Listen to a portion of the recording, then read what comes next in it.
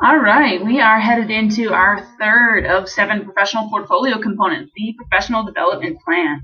So, this week, with any luck, this is going to be a little bit less philosophically based than the previous 2 weeks have been. In order to do that, we've kind of created a template for you on this one. So, this is a little bit more structured. If for some reason you'd really prefer to use a different plan or a different approach to this, just let me know via email and we can work out something together.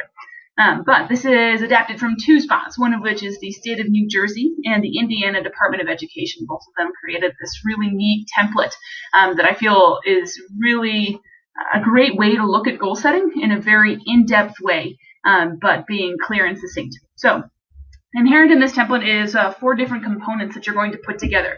The thing is, you will only create 2 goals. That's right, 2 goals, one of which you will complete between now and the end of the semester. The other will be set for between the end of your teacher candidacy and the beginning of your own classroom. So you can think of this as kind of a summer goal for a lot of you who are going to move right into the teaching world. Because a lot that has huge implications for the amount of time that you have and the depth and breadth of the goal that you can set. So make sure you pay attention to this wonderfully highlighted portion in the middle of the screen. Your responses should be succinct and in bullet form. Really, the hope is that we're being clear and direct in our writing, and not trying to turn this into many paragraphs or many pages.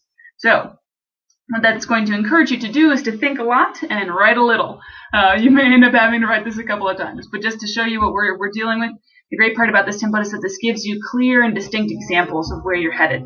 The identified group, understand that that's not necessarily going to be grade specific. Let's say you only are teaching at the 7th grade level. Maybe this identified group is a particular subgroup. You'll be looking at subgroups for your teacher work sample. This would be a great way to kind of test it out and see if that really is the good subgroup for you to use, and or was it the good subgroup to use for your teacher work sample. So you can see, hopefully, you have 2 goals, one during your teacher candidacy and one after your teaching candidacy. So you will set the professional learning goal. You will create learning activities, essentially what you're going to be doing. And then on this second page, talks in what you actually need to get that done. Be very specific here. If you say that you need to go observe other teachers, it's really easy to say that now during your teacher candidacy. But afterwards, where are you going to get access to those people? How are you going to do that? And are you going to pay for it all out of your own pocket?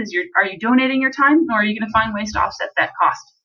Or are you going to join some sort of collaborative efforts in order to obtain training? And last, this is really how you intend to kind of look at your goals and or how you're going to be evaluating how you have been achieving your goals. So, just as before, here's the rubric overview. If you would like some resources, if you check under our content section, we have 2 different websites. This first one is through Human Resources at MIT. I think this does a great job of kind of helping you set those initial SMART goals. That's the current acronym that helps you with goal setting. And there's a bunch of information here to help you do that and to kind of evaluate those goals and whether or not they do meet all of these criteria. Also up there is a really neat blog post that kind of deals more so with, I think it's from Cult Pedagogy. Yes, Cult of Pedagogy. So it's a really neat blog post. Should you want to kind of read a little bit more about it and kind of think about how this is going to play into the bigger picture of you becoming a more effective teacher. So in any case, that is the plan for the week.